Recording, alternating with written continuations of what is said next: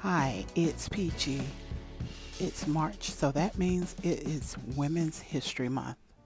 Each week, a different dynamic woman is going to be spotlighted. Sit back and take a few minutes to learn about the one being spotlighted this week.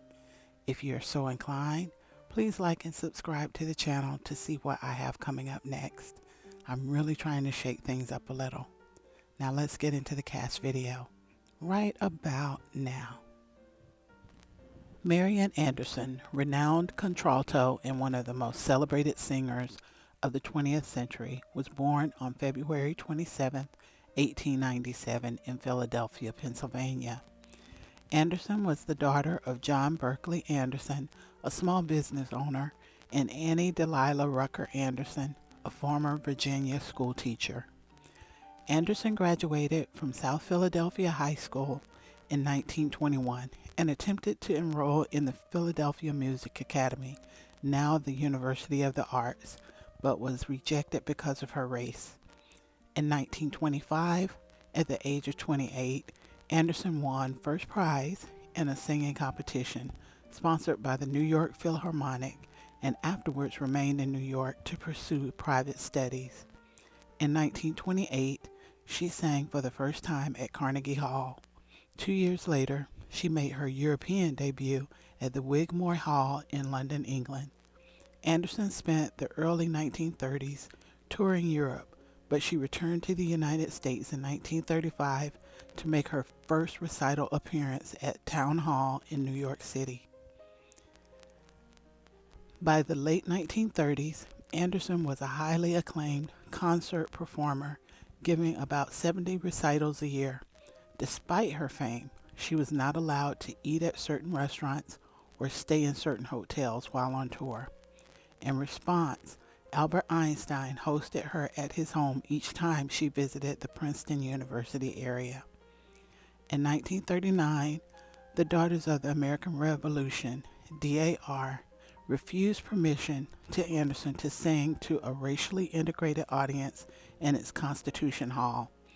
In the ensuing furor, First Lady Eleanor Roosevelt resigned her membership in the DAR and, along with Walter White of the National Association for the Advancement of Colored People, began a campaign to have Anderson perform on the steps of the Lincoln Memorial.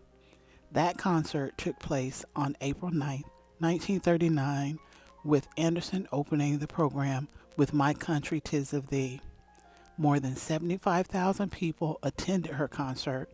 Anderson entertained American troops during both World War II and the Korean War.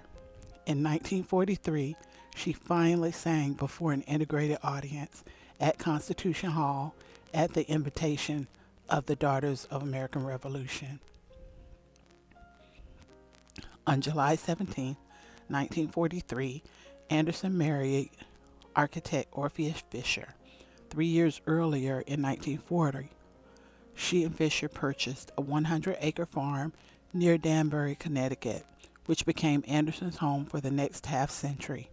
The property, called Mariana Farm, included an acoustic rehearsal studio. Anderson continued to make firsts. On January 7, 1955, she became the first African American to perform with the Metropolitan Opera in New York City. 1 year later, she published her autobiography, My Lord, What a Morning. In 1957, Anderson sang at the inauguration of President Dwight D. Eisenhower, who later made her a Goodwill ambassador.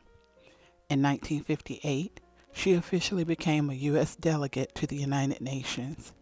Anderson also sang at the JFK presidential inauguration in 1961. By this point, Anderson was also an active supporter of the Civil Rights Movement, giving benefit concerts for the Congress of Racial Equality and the NAACP. In 1963, Anderson sang at the March on Washington for Jobs and Freedom. The same year, she was one of the original 31 recipients of the newly reinstituted Presidential Medal of Freedom. Anderson began her farewell tour at Constitution Hall on October 24, 1964. It ended at Carnegie Hall on April 18, 1965, a place where her first concert was held in 1928. Marian Anderson had over 1,500 songs in her repertoire, sang in 9 languages, and performed on 4 continents. She received national honors throughout her life, including the NAACP's Singarn Medal in 1939, the United Nations Peace Prize in 1977, and a Grammy Award for Lifetime Achievement in 1991. In 1980, the United States Treasury coined a half-ounce gold medal with her likeness. In 2005, a commemorative postage stamp was issued in her honor. On April 8, 1993, Marian Anderson died in Portland, Oregon at the home of her nephew, conductor John DePriest. She was 96 years old.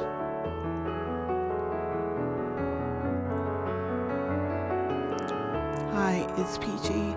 It's Peachy. It's March, so that means it is Women's History Month. Each week, a different dynamic woman is going to be spotlighted. Sit back and take a few minutes to learn about the one being spotlighted this week. If you're so inclined, please like and subscribe to the channel to see what I have coming up next. I'm really trying to shake things up a little. Now let's get into the cast video right about now.